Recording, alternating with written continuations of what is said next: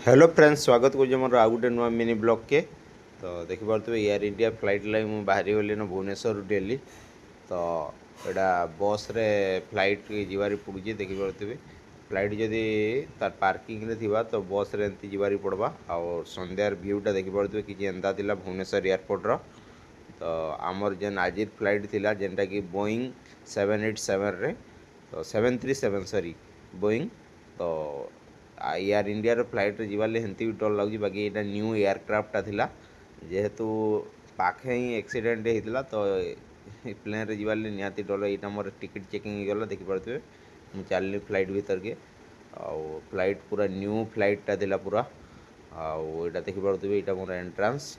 आउ यहाँ से फ्लाइट भीतर किसी एंता दृश्य थिला पूरा नुआ पूरा न्यू एयरक्राफ्टा थिला पूरा देखिपे सब वेल एजुकेटेड आउ बढ़िया। और मोर सीट नंबर थिला 17D। तो फाइनाली मोर सीट रे मुई 17D रे मुई देखिपे पहुँची गले न।